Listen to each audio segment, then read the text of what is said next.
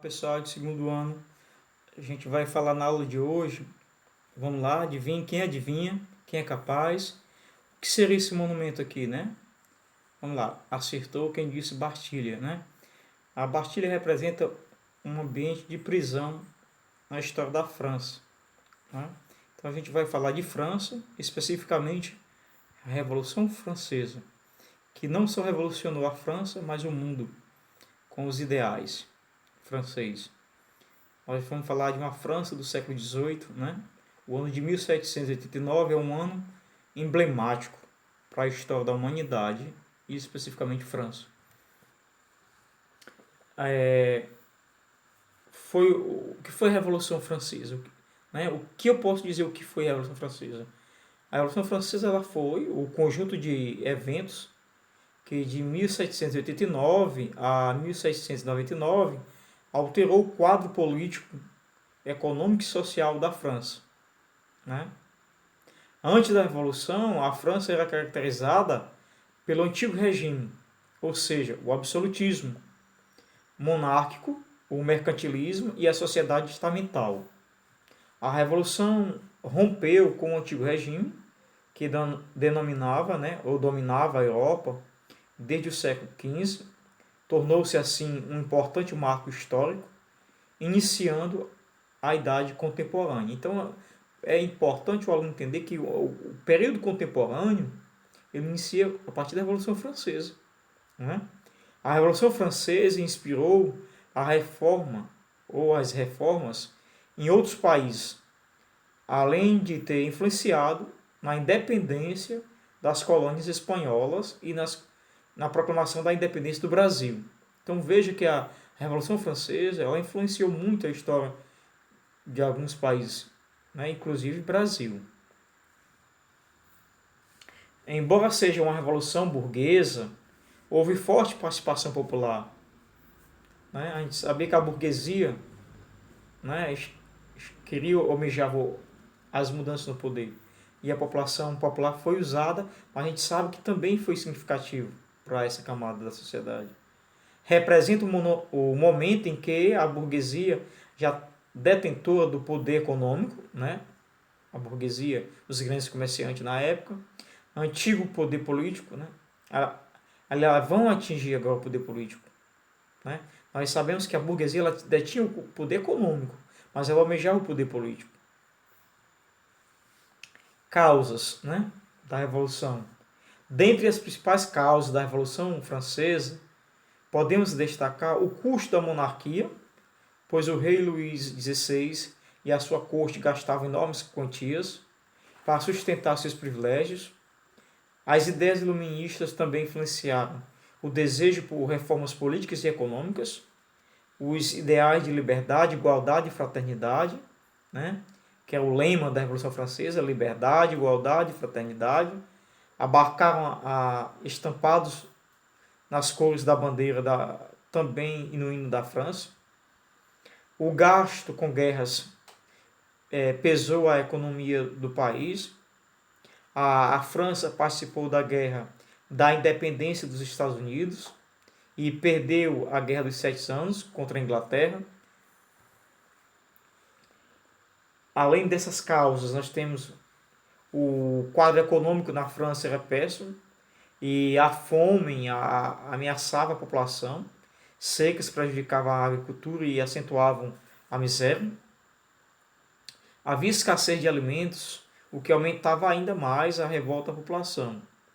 A divisão da sociedade francesa também pode ser considerada causa da Revolução, pois não havia mobilidade e a posição social dependia do nascimento. Também são causas, no século XVIII, a burguesia se sentia prejudicada pela intervenção do Estado na economia, mercantilismo. Ou seja, a burguesia, deixar bem claro aqui, era a classe que detinha o dinheiro, porque eram comerciantes, né? Pessoas que vendiam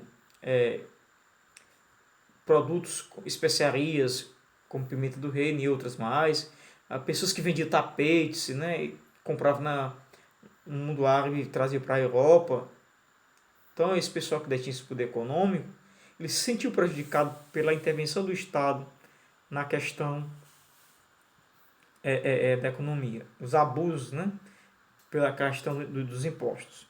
Politicamente, o reinado de Luís XVI caracterizava uma monarquia absolutista, poder ilimitado e de origem divina. Era um próprio Deus, né? A divisão da sociedade. A sociedade francesa era estamental, dividida em 3 estados, né, ou ordens, sem mobilidade social, que mantinha os privilégios de nascimento da nobreza. O primeiro estado estava quem? O clero, altos bispos, abades, de origem nobre, e baixo padres, de origem popular. Segundo estado, nobreza, de sangue herdeiro de nobreza feudal, de toga, né, burgueses que compravam ou ganhavam títulos de nobreza. E o terceiro estado, o povo, burguesia alta, média e pequena, e pobres, camponeses, trabalhadores urbanos e desempregados. Divisão da sociedade. Observe a imagem, né? Quem está levando quem aqui? Sustentando quem, né? O primeiro e o segundo estados tinham isenção de impostos. Logo, o estado francês era sustentado pelo terceiro estado burguês. Ou seja, o terceiro estado burguês sustentava tanto o segundo quanto o primeiro. Ou seja, trabalhavam para sustentar os camponeses, a burguesia, né, para sustentar tanto a primeira quanto a segunda classe. No início da década de 1780, a França se encontrava em uma grave crise econômica, financeira, né? Suas principais causas foram a Guerra dos 7 Anos, de 1756 a 1763, contra a Inglaterra, muitas despesas militares e perda de regiões coloniais, a Guerra de Independência dos Estados Unidos, empobreceu os cofres públicos em mais de 2 bilhões de libras, o Tratado Comercial de 1786, assinado com a Inglaterra, vinhos franceses em troca de tecidos ingleses, levou à falência de indústrias francesas e aumentou o descontentamento burguês. Fenômenos climáticos, né, prejudicaram as colheitas e aumentaram os preços do trigo e do pão, causando fome e aumento da insatisfação popular. Os gastos da nobreza parasitária, né, e o luxo das festas da corte francesa nos palácios de Versalhes eram bancadas pelos impostos pagos pela burguesia. A insatisfação da maioria esmagadora da população contra a monarquia fazia da França um terreno fértil para os ideais iluministas de liberdade, igualdade e fraternidade. Esse é o lema, né, dos revolucionários. Liberdade, igualdade e fraternidade. Liberdade guiada, a liberdade guiando o povo, né? Aqui nós temos a imagem, essa imagem da mulher carregando a bandeira, né? Uma mulher dos seus fartos, quer dizer, essa liberdade, um novo regime iria trazer um suporte para todos. O símbolo do seu aqui para fora, forte, seria de amamentar todos. Todos faziam parte desse novo regime, dessa nova política que a França queria, né?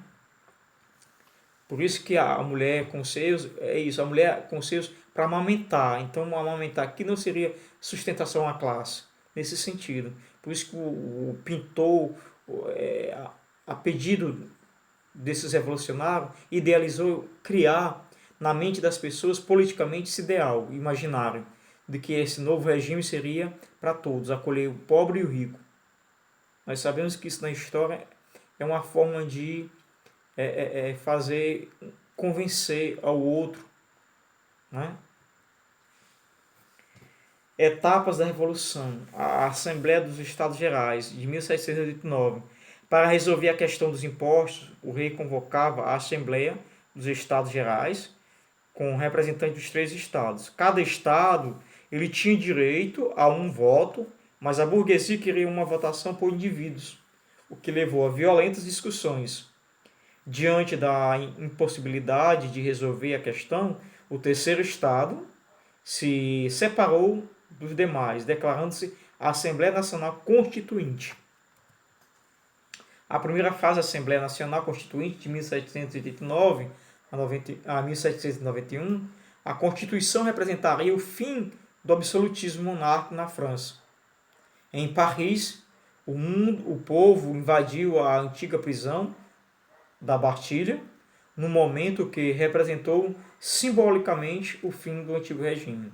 Então, quando os revolucionários tomaram o controle da Bastilha, que era uma espécie de prisão, né, eles tinham a causa ali como ganha já, né? Na zona rural, os camponeses invadiram castelos, incendiaram plantações e massacraram membros da nobreza e do clero.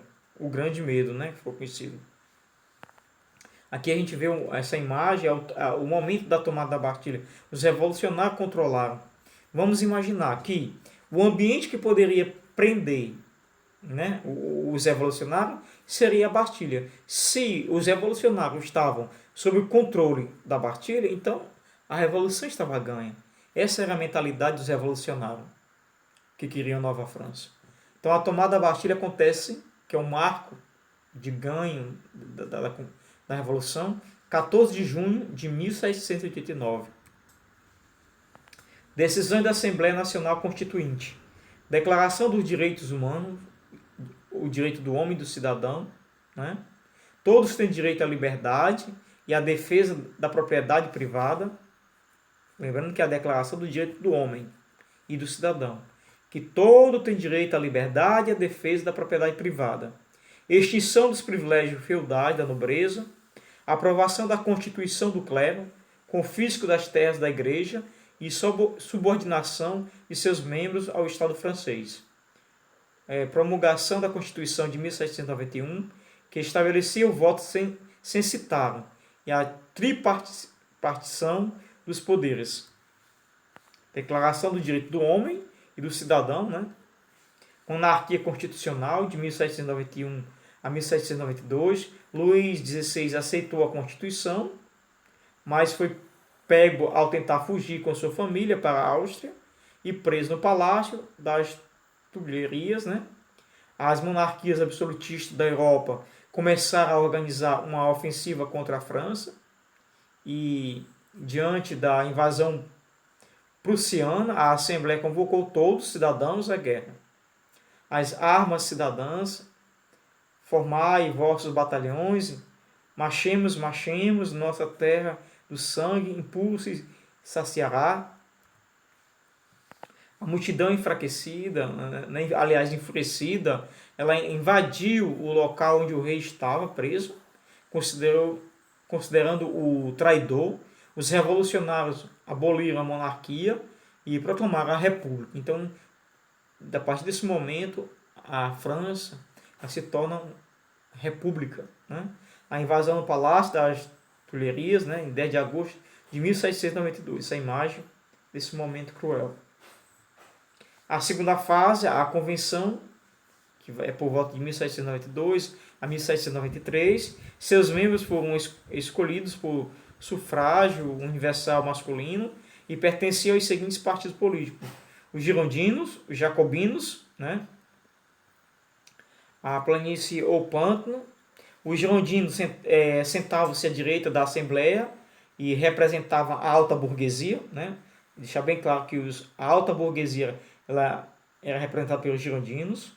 Os jacobinos sentavam-se à esquerda, na parte mais alta da Assembleia, e defendiam os interesses da pequena burguesia e os sans-culottes.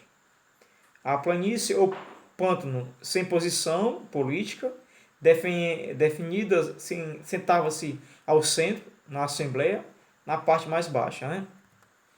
Segunda fase, a Convenção de 1792 e 93. A Convenção decidiu, por votação, mandar o rei deposto, né? Cidadão Luís Capeto, né? A guilhotina. A execução do rei levou as nações absolutistas, a Áustria, Prússia, Espanha, reinos italianos, Países Baixos e a Inglaterra a formar a primeira coligação contra a França. Dentro da França, houve levantes antirrevolucionários de camponeses, instigados por padres reacionários, né? Reacionários e pela pequena nobreza. Em junho de 1793, se tem isso a República Jacobina, o terror, né? Quando os sans-culottes e os jacobinos invadiram a convenção e prenderam os líderes girondinos.